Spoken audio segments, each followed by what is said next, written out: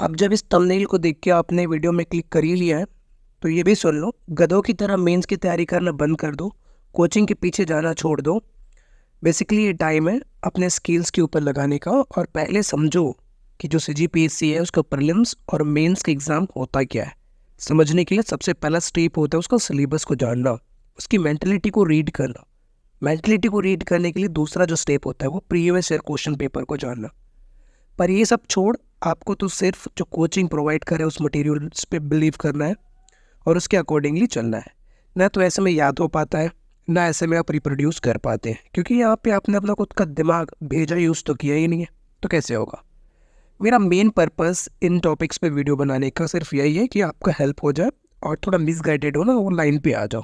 उसके अलावा और कुछ भी नहीं है। चाहे लाइक करो, सब्सक्राइब करो या ना करो, उससे कुछ फ़र्क नहीं पड़ने वाली है।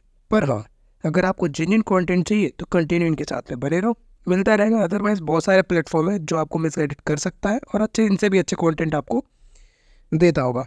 चलो आज का जो टॉपिक है फाइनली इस पर डिस्कशन करते हैं फालतू की बातों को छोड़कर। वो ये है कि सिलेबस जो सीजीपीएससी मेंस है इनकी सिलेबस पर डिस्कशन करते हैं। प्रीलिम्स आपका हुआ हो ना हुआ हो कोई फ़र्क नहीं पड़ता, हो गया है तो काफ़ी अच्छा है, कॉन्ग्रेचुलेशन। अदरवाइज शुरू करो मेंस की तैयारी, क्योंकि अल्टीमेटली मेंस में ही लिखना होता है। प्रीलिम्स में तो सिर्फ आपको एक तरह का ऑब्जेक्टिव क्वेश्चन हो जाए, फिल्टर करके 4 ऑप्शन में से एक आंसर टिक करना होता है। मेंस में ऐसा नहीं है, दिमाग खोल के लिखना पड़ता है। चलो चलते हैं इसके ऊपर। तो सबसे पहले देखें तो ये है एक आपके सामने जो खुला हुआ है, ये पीएससी का सिलेबस है और ये सिलेबस में हम देखेंगे कि क्या क्या चीज़ें इंपॉर्टेंट है। काफ़ी इंपॉर्टेंट नोटिफिकेशन यहाँ पे दिया हुआ है। तो प्रीलिम्स का सिलेबस में कोई डिस्कशन नहीं करूँगा। आज का हमारा जो पॉइंट है वो ये है कि प्रीलिम्स में मेंस की जो एग्ज़ाम है और इंटरव्यू है इसके ऊपर हम डिस्कस करेंगे। उसमें भी हमारा कोई फोकस नहीं रहेगा इंटरव्यू के ऊपर, साक्षात्कार के ऊपर हम डिस्कशन करेंगे, रिटन एग्ज़ाम के ऊपर। तो पता है कि ये जो सीजीपीएससी का जो अमेंडमेंट एक्ट अभी संशोधन हुआ था इंटरव्यू के लिए 150 to 100 कन्वर्ट कर दिया गया था नंबर मार्क्स को।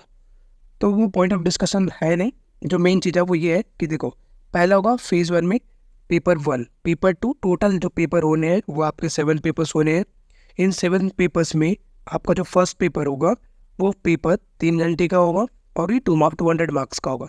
सिमिलरली जो सेकेंड पेपर है 3 hours 200 मार्क्स। सारे पेपर्स 1, 2, 3, 4, 5, 6 एंड 7 सभी पेपर्स आपके 3 घंटे के होंगे, 200 मार्क्स का होगा। और इंटरव्यू जो होगा वो कितने मार्क्स का होगा, 100 का। तो टोटल हम देखेंगे तो कितना आ गया, 1500 मार्क्स का आपका पूरा टोटल एग्ज़ाम होने वाले हैं। उससे पहले तो सर रीड आउट करो कि इनमें आप ये देख सकते हैं कि आगे चल के मैं इसके ऊपर एक वीडियो बनाऊंगा कि पेपर 1 में कितना, पेपर 2 में कितना, पेपर 3 में कितना कितना कितना ऐसा एवरेज स्कोर करें कि आप ऑन एन एवरेज टॉपर या सिलेक्शन रेशियो में आप आ जाएं या रैंक हासिल कर लें।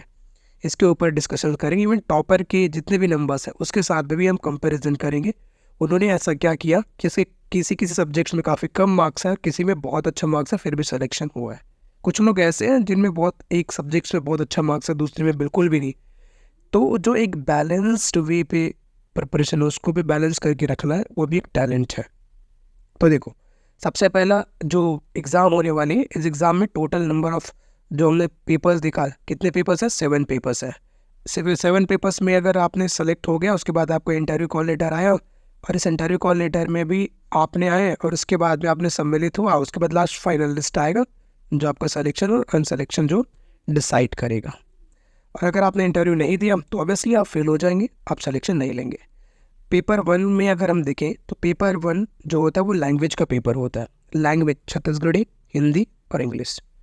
तो ये जो 3 लैंग्वेज है, इस लैंग्वेज को ऑब्वियसली जिस लैंग्वेज में आपको हिंदी का पेपर देना है तो हिंदी में लिखना पड़ेगा, इंग्लिश का पेपर देना है इंग्लिश में लिखना पड़ेगा और छत्तीसगढ़ी का पेपर है तो वो छत्तीसगढ़ी में लिखना पड़ेगा। इसके अलावा ये तो पेपर 1 हो गया, जिस लैंग्वेज में दिया उस लैंग्वेज में आपको लिखना पड़ेगा। अंततः आप हिंदी को इंग्लिश में, इंग्लिश को हिंदी में या छत्तीसगढ़ी में लिख नहीं सकते। दूसरी बात, पेपर 2 जो है निबंध है। निबंध में 2 पार्ट्स होते हैं। 2 पार्ट्स में ईच पार्ट्स में 4 क्वेश्चंस रहेंगे जिसमें आपको ऑप्शन दिया जाएगा, जिनमें से 2 क्वेश्चंस जो होंगे उन 2 क्वेश्चंस को आपको अटैम्प्ट करने हैं। इन 2 क्वेश्चंस को जो आपको अटैम्प्ट करने हैं, इन्हीं में से 2 एसेस होगा। एक होगा अंतर्राष्ट्रीय राष्ट्रीय स्तर का और एक होगा स्टेट स्तर का जो छत्तीसगढ़ी के लिए होगा। ठीक है, तो ये 750 शब्दों में हमें कंप्लीट करने लिखने होते हैं। याद रखिए कि जिस लैंग्वेज को आपने लिया हुआ है उस लैंग्वेज में आपको इसको इसी को लिखना है, मिक्स ऑफ लैंग्वेज नहीं कर सकते आप। उसके बाद में आता है पेपर 3 से लेके पेपर 7 तक। पेपर 3 से लेके पेपर 7 तक में हमें इस चीज़ को समझना ज़रूरी है कि 2 मार्क्स में किस तरह के क्वेश्चंस आते हैं, 4 मार्क्स में किस तरह के क्वेश्चंस आते हैं, और इन क्वेश्चंस को हम कहाँ से किस तरह से प्रिपेयर करें। अब ऐसे नहीं कि गधों की तरह आप जो 2 मार्क्स के क्वेश्चंस है उसमें 5 मार्क्स की, 8 मार्क्स की, 4 मार्क्स की लेवल में तैयारी कर रहे हैं, ऐसे में आप डिसबैलेंस हो जाएंगे। Balancing is very important. तो बैलेंसिंग करने के लिए आपको ये चीज़ जानना ज़रूरी है। अगर पेपर 1 हम देखेंगे, पार्ट 1 में 3 से लेकर 7 में, पेपर 1 पेपर 2 को तो मैंने बता दिया। पेपर 3 में जो आपके पार्ट फर्स्ट है, खंड 1, इस खंड में टोटल कितने 2 मार्क्स के कितने नंबर ऑफ क्वेश्चन होंगे 22, 22 क्वेश्चन होंगे 2 नंबर के। तो 22 दूनी कितना हो गया 44, 44 मार्क्स का होगा। ये जब 44 मार्क्स के क्वेश्चंस आएंगे, इसमें आपको एक एक जो 2-2 नंबर का प्रश्न है इनका उत्तर 30 वर्ड्स में, 30 शब्दों में लिखना होगा। 30 शब्दों में का मतलब हो गया अप्रोक्सीमेटली 4 लाइन पे लिखना होगा। ये आपको समझ में आ गया। उसके बाद जो पार्ट 2 है, खंड 2, यहाँ पे जो प्रश्न पत्र है इसमें टोटल कितने क्वेश्चंस होंगे 4 मार्क्स के 13 क्वेश्चंस होंगे। तो 13 × 4 करो, 13 चौके कितना हो गया 52, 52 नंबर का कितना आएगा 52 नंबर का आएगा 4 नंबर वाली क्वेश्चंस, 13 क्वेश्चंस। इसमें शब्दों को देखा जाए तो कितना शब्द लिमिट है 60 शब्द। अप्रोक्सीमेटली लेके चलो कि अगर आपको 4 नंबर के क्वेश्चंस को हैंडल करना है तो लगभग 8 से 10 लाइन पे आंसर होना चाहिए। तो जब आप प्रीवियस ईयर क्वेश्चन पेपर देखेंगे ना तो आपको ये चीज़ें भी आइडिया लग जाएगा कि कौन कौन सा टॉपिक से 2 नंबर का क्वेश्चन आ रहा है, कौन कौन से टॉपिक से 4 नंबर के क्वेश्चन आ रहे हैं। वो एनालिसिस आपको करना पड़ेगा। ये एनालिसिस कोचिंग वाले नहीं कराएंगे, क्योंकि इतना दिमाग और बुद्धि अगर आपको दे देंगे ना तो आप कोचिंग नहीं करेंगे। इसलिए मैं ये वीडियो बना रहा हूँ ताकि ये दिमाग आप में आ जाए, बुद्धि आप में आ जाए और आप अपने तरीके से तैयारी करो, कॉन्फिडेंट फील करो, कोचिंग के भरोसे ना बैठे रहो। ठीक, पार्ट 3 में चलते हैं। पार्ट 3 में क्या है, पार्ट 3 में 8 नंबर के प्रश्न पूछा जाएगा। जो पार्ट 3 उसमें 8 नंबर के क्वेश्चन पूछे जाएंगे और टोटल अगर प्रश्न देखा जाए 8 नंबर के 8 क्वेश्चन हो गए, 8 × 8 64, 64 अंक का होगा और इसमें लगभग 100 शब्दों में लिखना पड़ेगा। 100 शब्दों में आपको लगभग लिखना पड़ेगा। तो 100 शब्द में लिखना पड़ेगा, ये आपको समझ में आ गया होगा। उसके बाद में नेक्स्ट जो पार्ट है, पार्ट 4। पार्ट 4 में आपके भाग 2 से लेके भाग 2 से कुल 2 प्रश्न दिए जाएंगे। 2 प्रश्न हो सकता है, 1 प्रश्न या 2 प्रश्न। ये 10 अंक का होगा और शब्द संख्या जो होगा 125 शब्द होगा। 125 शब्द 2-3 पेज लेके चलो, तो ये आपको उसमें कंप्लीट करना है। उसके बाद पार्ट 5 में आ गए, भाग 1 और भाग 3 से 2-2 प्रश्न आएंगे और इसमें एक एक प्रश्न का ही उत्तर देना होगा 15। तो ये 15 दूनी कितना हो गया 30 अंक हो जाएगा। शब्द संख्या कितना 175 हो जाएगा। 175 इसमें शब्द संख्या होगा। देखो ये मेंस एनालिसिस अगर आपने सही तरीके से कर ली है ना, और सही तरीके से करने की टेक्निक्स आपको पता चल गया कि सब्जेक्ट्स में कौन सा टॉपिक से 2 नंबर का प्रश्न आता है और हर बार वैसे ही क्वेश्चन आता है, ऐसा कोई नया नहीं होता है। तो ये चीज़ें आपको जानना जरूरी है, जैसे कोई नहीं बताएगा। आप अभी बहुत सारे कोचिंग्स के बुक्स लेके बैठे होंगे, नोट्स लेके बैठे होंगे, वीडियोस चेक कर रहे होंगे, स्ट्रेटेजी चेक कर रहे होंगे, वे ये चीज़ें नहीं बताएंगे कि ये चीज़ें आप खुद भी कर सकते हो। ये बताएंगे कि भाई ये चीज़ें हमने करके दिया हुआ है तो आपने सीखे समझे। अरे गधे हो क्या, सिविल सर्विस का एग्ज़ाम देने जा रहे हो और दूसरे के दिमाग के भरोसे चलोगे तो कहीं गड्ढे में गिर जाओगे।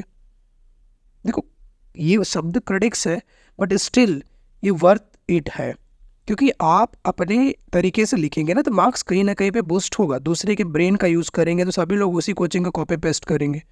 सो it is better to know this all by your self.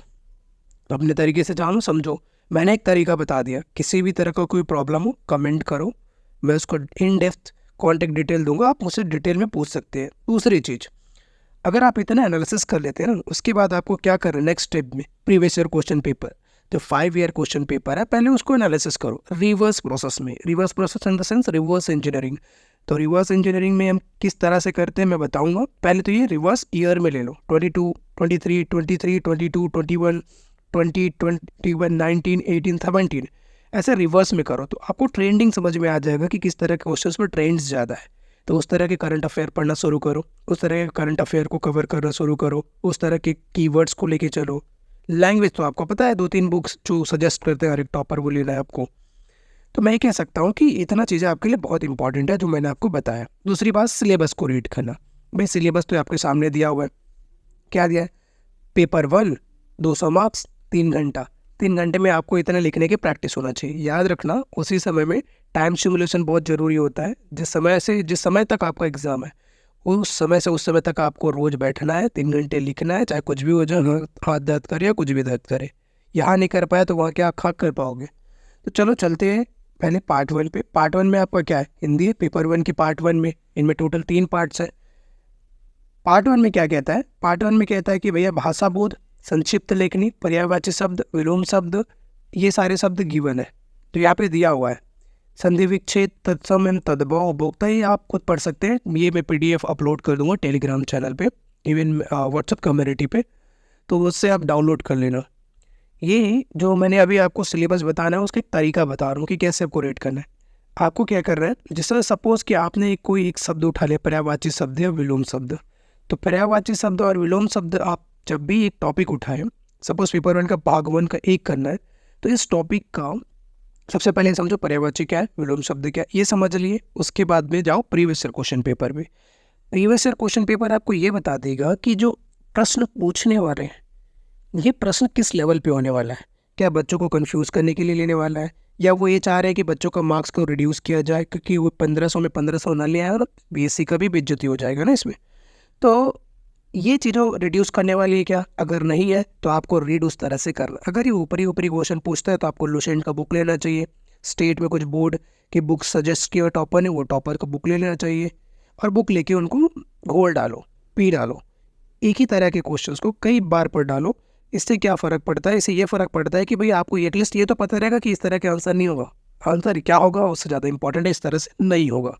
तो इसके लिए मैं यही बोल सकता हूँ कि लैंग्वेज के लिए सिंपल सा ट्रिक है, टॉपिक उठाओ, उस टॉपिक को PYQ को एनालिसिस करो, उनका इन डेप्थ कितना गहरे में पूछता है उसको जानो, उस गहराई से जो बुक्स है उसको लो और उसको 4 से 5 बार 6 बार पढ़ डालो। सबसे अच्छा यही चीज़ है। जो एकदम डीप में पूछा जाता है, जिसका आपका पल्ला नहीं पड़ रहा है, टेंशन मत लो, उसको छोड़ दो, आगे बढ़ो, क्योंकि 1 मार्क्स कटने से आपसे कुछ नहीं होगा अगर आपके 5 मार्क्स की और चीज़ें बनने लग जाए तो। Same thing for what, same चीज़ आपको करना है फॉर इंग्लिश। ये लैंग्वेज का एक ही प्रॉब्लम है, लैंग्वेज में प्रैक्टिस बहुत ज़रूरी है। एक एक चीज़ों को बार बार रिवीजन बहुत ज़रूरी है, क्योंकि एक शब्द का मतलब पूछ दिया या कुछ भी पूछ दिया तो आपको नहीं पता है, तो आपको बताने के लिए क्या पर्यायवाची शब्द और विलोम शब्द इनको तो रटना पड़ेगा ना। बार बार जाते जाओ, ये रटा जाएगा। उसके बाद लैंग्वेज आ रहा है छत्तीसगढ़, यही बताए, एक टॉपिक उठाओ, एक बुक उठाओ, उसको बार बार रिवाइज करो, लैंग्वेज की प्रॉब्लम खत्म। उसके बाद में फिर प्रीवियस क्वेश्चन को भी साथ लेके चलना। दूसरा आता है आपका क्या, इंटरनेशनल और राष्ट्रीय स्तर के मुद्दे, कि कौन कौन से मुद्दे एक साल पे आपके चले हुए हैं। तो सिंपल सी बात है, इस तरह के मुद्दे को कवर करने के लिए आप कई करंट अफेयर, कई यूट्यूब चैनल, कई टॉपर्स, कई कोचिंग को आप सजेस्ट कर सकते हैं। बट स्टिल मैं कोशिश करूँगा कि अंतर्राष्ट्रीय मुद्दा और राष्ट्रीय स्तर के जितने भी इंपॉर्टेंट मुद्दे हैं जिन पर एसेस बन सकती है उनको मैं डिस्कशन करूं, और एसेस में हम कैसे लिखेंगे और एसेस के कितने पार्ट्स होते हैं, फिर उनको किसी को कवर करने के लिए कौन कौन सा डायमेंशन में है, थ्योरेटिकली लिखें या उसमें पॉइंट वाइज लिखें, ये सब चीज़ों पे हम डिस्कशन करेंगे बाद में। फ़िलहाल ये चीज़ें जिस पॉइंट के लिए, ये सिलेबस डिस्कशन के लिए तो ये करते हैं। तो 750 शब्दों में हमें लिखना पड़ेगा, सभी एसेस को 50 अंक होंगे, तो 4 लिखना है तो 200 अंक होंगे। आपको ज़्यादा टारगेट नहीं करना है। मैं ये बता दूंगा कि टॉपर्स का कितना मार्क्स आया हुआ है ऐसे में और आपको कितना लिखे आना है। वो टॉपर्स कॉपी में हम डिस्कशन करेंगे पूरे 5 साल के जितने भी रैंक 1 होल्डर्स हैं उन सब का। फिर आता है आपको पार्ट 2, छत्तीसगढ़ी स्तर के जो करंट अफेयर है उस पर लिखे जाने वाले एसेस। तो फिर से मैं वही कहूँगा, पहले प्रीवियस ईयर क्वेश्चन पेपर देखो, आपको सीधे सीधे समझ में आएगा कि उस साल कौन सा टॉपिक कितना इन डेप्थ में था और उस साल ये टॉपिक कितना ज़्यादा ट्रेंडिंग में था, जिससे PSC ने उठा के पूछ दिया। कभी कभी हो सकता है कि वो ट्रेंड से बाहर कभी पूछ दे, क्योंकि ट्रेंड में जो चल रहा है उसके लिए तो आप प्रिपेयर होते ही होते हैं। तो इसको देखो और समझो कि किस तरह के क्वेश्चन पूछे जा रहे हैं। गधों की तरह मत लगे रहो कुछ भी पढ़ाई करने के लिए, दिमाग को इतना लोड नहीं देना है, क्योंकि बहुत स्ट्रेट फॉरवर्ड है PCS। पता तो चल ही गया होगा प्रीलिम्स के एग्जामिनेशन से कि किस तरह के स्ट्रेट फॉरवर्ड क्वेश्चन पूछते हैं।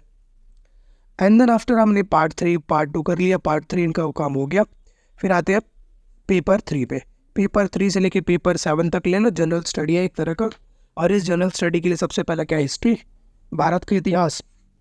भारत का इतिहास के लिए मैं सीधी सी बात बोलूँगा 3 पार्ट होता है, एंशिएंट, मिडिवल और मॉडर्न। एंशिएंट, मिडिवल और मॉडर्न। एंशिएंट के लिए NCERT से बेटर कोई चीज़ नहीं है। राम सरल शर्मा ये सब पढ़ना बंद करो, क्योंकि इतना टाइम नहीं बचा हुआ है। दूसरी बात, जितने भी प्रीवियस ईयर क्वेश्चन पेपर है उन सबको लगा लो, और प्रीवियस ईयर क्वेश्चन पेपर के साथ साथ टेस्ट सीरीज आपको देना है तो टेस्ट सीरीज आप दे सकते हैं। दूसरी बात, मैं कोशिश करूँगा कि एंशिएंट इंडिया का पूरे जितने भी है स्टार्टिंग से प्रागैतिहासिक काल से लेके मेडिवल तक 12वीं शताब्दी तक आते तक मैं कवर कर रहा हूँ। 12वीं बोलो या 8वीं, दोनों एक मिक्सअप रहता है, 8वीं 9वीं 10वीं 11वीं 12वीं, तो ये शताब्दी तक मैं आपको कवर करके दूंगा। और मैं अपना नोट्स भी शेयर करूँगा, जिससे आप समझ जाएंगे कि किस तरह से जो इन चीज़ों को कवर करें इन शॉर्ट में, और आपको एक आइडिया लग जाएगा। और जितने भी शब्द दिख रहे हैं ना, एक एक शब्द का मतलब और एक एक शब्द का इन डेप्थ एनालिसिस उसके अलग अलग डायमेंशंस में, क्योंकि मेंस का आंसर राइटिंग कर रहे हैं ना, डायमेंशंस कवर करना बहुत जरूरी है। फैक्ट नहीं चाहिए इसमें, डायमेंशंस चाहिए। सांस्कृतिक विरासत हो या उनके कल्चरल हो, कल्चरल जैसे सांस्कृतिक हो, ऐतिहासिक हो, और किसी और अलग अलग पृष्ठभूमि के, सामाजिक हो, पर्यावरणिक हो, तो इन अलग अलग जो पृष्ठभूमि है इसमें हम डिस्कशंस करेंगे। उसके बाद में आता है आपका संविधान का लोक प्रशासन, संविधान एवं लोक प्रशासन, एडमिनिस्ट्रेशन पॉलिटी। ठीक, अब जो लक्ष्मीकांत आपने पॉलिटी पढ़े हुए ना, ये पॉलिटी अब यहाँ काम नहीं आएगी। यहाँ पे आपको थोड़ा सा प्रैक्टिकल पॉलिटी पढ़ने की ज़रूरत होगी, जो जिसमें प्रैक्टिकल क्वेश्चंस होंगे जिसको सॉल्व करने के लिए। ये सेंस ऑफ ह्यूमर्स होती है जो धीरे धीरे पढ़ने से आती है, क्योंकि आपने जितने भी आर्टिकल्स पार्ट्स पढ़े हुए हैं किसमें, एम लक्ष्मीकांत में या किसी भी बुक में, उन चीज़ों को अब यहाँ यूज़ करने का टाइम आ गया है। तो इसमें एक कॉमन सेंस जनरेट करके आप लिख सकते हैं कि किस तरह से आप जुडिशरी और आपकी विधायिका और बाकी जो पार्ट्स हैं वो काम करता है, फंक्शन करता है। एंड देन फिर एडमिनिस्ट्रेशंस के लिए मैं आपको सेपरेट 5 लेक्चर्स क्रिएट करूँगा। इस जो 5 लेक्चर्स होगा उसमें पूरे एडमिनिस्ट्रेशन क्रिएट करके मैं दे दूँगा, वो कंप्लीटेड रहेगा। इवन उसमें PYQ भी मैं उसे सॉल्व करके दूँगा। फिर छत्तीसगढ़ का इतिहास, छत्तीसगढ़ का इतिहास कुछ फेमस बुक्स है, 4 पब्लिकेशन और कोई और पब्लिकेशन जो आप मानते हो वो पब्लिकेशन क्या आप पढ़ लेना, बार बार उनको रट लेना, क्वेश्चन पूछा जाएगा, 2 मार्क्स का क्वेश्चन है, डायरेक्टली आप आंसर कर सकते हैं। इसमें मैं ज़्यादा कुछ नहीं कर सकता। अगर आप बोलेंगे इतिहास पढ़ाने के लिए तो मैं ज्योग्राफी, जो आप इतिहास है कम्प्लीटली 1 शॉर्ट वीडियो में हिस्ट्री, ज्योग्राफी, पॉलिटी जो होते हैं स्टेट का, उन सबको कवर कर दूंगा। अगर मैं एक स्टेट, एक जो जिला लूँगा उस जिला का सारा चीज़ एक साथ कवर करते चला जाऊँगा। उसके बाद में फिर आपका है प्रश्न पत्र 4 अध्ययन, सामान्य अध्ययन का पार्ट 2 है। इसमें क्या क्या, सामान्य विज्ञान। सामान्य विज्ञान में आप जानते हैं कि जितने भी ये टॉपिक्स आप देख रहे हैं ना, जो यहाँ पे लिखा हुआ है, कहीं ना कहीं पे ये जो जितने टॉपिक्स आपको 3 जो बुक है वहाँ पे मिल जाएंगे। सबसे पहला कोई 9-10 की साइंस की बुक पढ़ लेना, दूसरी 11-12 की जो साइंस की बुक के ओवरव्यू पढ़ना, ज़्यादा न्यूमेरिकल सॉल्व नहीं करना है। अगर आप आर्ट वाले हैं तो थोड़ा सा कोशिश कीजिए कि यूट्यूब में वीडियोस देख लो, लेकिन साइंस वाले तो 11-12 का एक बार रिवीजन मार ही लेना। कारण क्या है कि जो PN संधि दिया हुआ है, डायोड दिया हुआ है, ये आपको डायरेक्टली 10th के जो साइंस है वहाँ पे नहीं मिलेगा। तो अगर वहाँ पे नहीं मिलेगा तो आपको क्या करना पड़ेगा, सिंपली 11-12 की बुक में सर्च करना पड़ेगा। फिर आता है मैथमेटिक्स का, मैथमेटिक्स की बारी आती है। तो मैथमेटिक्स के लिए आप सिंपल सी बात है क्लास 10th की मैथमेटिक्स उठाना, और मैथमेटिक्स के लिए कुछ कोचिंग्स है प्रीमियर जो बोलते हैं कि ठीक ठाक है, उनको आप देख लेना, उनसे क्वेश्चन प्रैक्टिस कर लेना। उसके बाद में आता है आपको योग्यता परीक्षण, तार्किक योग्यता और बुद्धिमत्ता परीक्षण, मतलब लॉजिकल रीजनिंग्स आती है। ये जितने भी दिए हैं कि प्रीवियस ईयर जो भास्कर ब्रह्मगुप्त हो गया, भास्कराचार्य श्रीनिवासन और वैदिक गणित, ये जो इसके लिए भी एक पर्टिकुलर किसी भी एक पब्लिकेशन को उठा लेना, उस पब्लिकेशन से कंप्लीट कर लेना। इवन मैं कोशिश करूँगा कि इन सबको कवर कर दूँ एक पूरे फ्री ऑफ कॉस्ट में। मैं ऐसा कोई चार्ज वार्ज की बात नहीं कर रहा हूँ, फ्री ऑफ कॉस्ट में आप सभी के लिए हेल्प करने की रिगार्डिंग पे सबका स्टार्टिंग से लेके एंड तक का सारे क्वेश्चंस, सारे टॉपिक्स पे एक वीडियोस मैं बना दूंगा, जिससे आप देख सकते हैं, जो मे भी आपके लिए हेल्पफुल हो। एंड देन आफ्टर आपका आता है अप्लाइड एंड व्यवहारिक विज्ञान। अप्लाइड एंड व्यवहारिक विज्ञान ये दिया, अप्लाइड एवं व्यवहारिक विज्ञान, कंप्यूटर आधारभूत विज्ञान, आर्थिक, सॉफ्टवेयर, प्रौद्योगिकी का विकास, ये ऐसा है कि अगर आपने जनरल साइंस का और थोड़ा सा सिविल सर्विस एप्टीट्यूड रखते हुए आपने कोई तैयारी किया हुआ है, तो आपको काफ़ी सारे रूल्स एंड रेगुलेशंस पहले से याद होंगे, उनको आप यहाँ पे यूज़ करके आसानी से लिख सकते हैं। बट स्टिल आपको प्रैक्टिस में रखना पड़ेगा, आपको क्या प्रैक्टिस में रखना पड़ेगा कंटिन्यूअसली। उसके बाद आता है भारत एवं छत्तीसगढ़ की अर्थव्यवस्था। भारत एवं छत्तीसगढ़ की अर्थव्यवस्था, अब जो आपने इकोनॉमिक्स पढ़े हुए थे इंडिया के लिए, और छत्तीसगढ़ में इकोनॉमिक सर्वे, बजट, ये सब के काम आना स्टार्ट हो जाएगा। जितना हो सके उसको रट्टा मार के रख लिए रहो और लिख लिख के प्रैक्टिस करो कि एक एक शब्दों का मतलब जानना जरूरी है। जैसे यहाँ पे बजटीय नीति है तो वो क्या होती है, वह संरचना क्या होती है, अनुसूचित जाति जनजाति हिस्सेदारी क्या होती है, गैर योजनागत क्या होता है, योजनागत सार्वजनिक ऋण क्या होती है, संस्था का स्रोत क्या होता है, ये जो शब्दों का मतलब होता है ना, ये आप जान लो, फिर आसानी से आप इसका आंसर लिख सकते हैं। इवन मैं कोशिश करूँगा कि इन सब में फिर एक शब्दों का मतलब के लिए मैं एक वीडियो बना दूँ। फिर ज्योग्राफी, इंडिया का ज्योग्राफी, वन शॉट वीडियो मैं आपके लिए बना दूंगा, जिसमें आप कंप्लीट जो वीडियोस है उस वीडियो में ये पूरे के पूरे कवर कर दूंगा। साथ ही साथ नोट्स भी शेयर कर दूंगा जो एक एक टॉपिक के ऊपर बना होगा। दूसरी चीज़, एक है भोरे है, लिंक मैं आपको शेयर कर दूंगा। सर काफ़ी ज्योग्राफी को इन डेप्थ में पढ़ाया हुआ है, चाहे किसी भी पार्ट्स को आप लेके चलिए, खनिज का, मिनरल्स का, पेट्रोलियम का, या फिर एनर्जी का, रिन्यूएबल एनर्जी का, सब में उन्होंने बहुत अच्छे तरीके से एक्सप्लेन किया हुआ है। उससे आप कंप्लीट कवर कर लेंगे और इवन लिख लिख के प्रैक्टिस करेंगे PYQ के साथ में, तो आप उसको भी समझ पाएंगे। छत्तीसगढ़ का भूगोल, फिर वही है, छत्तीसगढ़ का भूगोल के रिगार्डिंग पे आपने जो प्रीलिम्स के लिए तैयारी किया था, that is more than sufficient. उस चीज़ को और डेटा को रिवाइज करो और रिवाइज करके लिखना स्टार्ट कर दो। एंड देन आफ्टर है दर्शन शास्त्र, फिलॉसफी। क्या है फिलॉसफी? फिलॉसफी में एक चीज़ वेरी इंपॉर्टेंट है कि आपको एक एक शब्द इसमें जो दिया, जितने भी सिलेबस में दिया हुआ एक एक शब्द, ज्ञान मीमांसा, तत्व मीमांसा, जीव, सब में एक एक शब्दों का मतलब आपको पता होना चाहिए। साथ ही साथ उनके फाउंडर्स क्या है, उनकी मोटो क्या है, उनके उद्देश्य क्या है, वो क्या करना चाहते हैं और उस समय क्यों आया था। अगर हम देखें Buddhism and Jainism and Buddhism six BC में आया था, 6वीं शताब्दी में आया था सापूर्व में, तो उसी समय क्यों आया था, उससे आगे और पीछे क्यों नहीं आया, ये भी क्वेश्चन हो सकती है ना। इस तरह के क्वेश्चन से, इस तरह के एप्टीट्यूड आप रखेंगे तो आसानी से क्वेश्चन सॉल्व हो जाएगा। और एक एक लोगों ने जो, जैसे अरस्तु हो गया, गांधी हो गए, इन्होंने क्या क्या सिद्धांत प्रतिपादित किया था और इन्होंने किन के सिद्धांत क्या थे, सोच क्या थे, इन्होंने कौन से बुक लिखे हुए, ये सब कर लेना, ये यहाँ से आप कवर कर सकते हैं।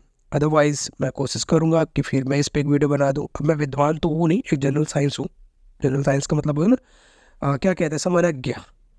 बहुत सारा इधर उधर का पढ़ के कई बार फेल होने के बाद जब हम सीखते हैं ना, तो वो चीज़ें बहुत इंपॉर्टेंट होती है और उस चीज़ को हम बहुत अच्छे तरीके से डिलीवर करते हैं, बहुत सरकिज़म वे पे, क्योंकि सीधा तो डिलीवर करना आता नहीं है। क्यों? क्योंकि मल्टीपल फेलियर हमें सिखा देता है कि मीठी मीठी बातों से कुछ होने वाला नहीं है।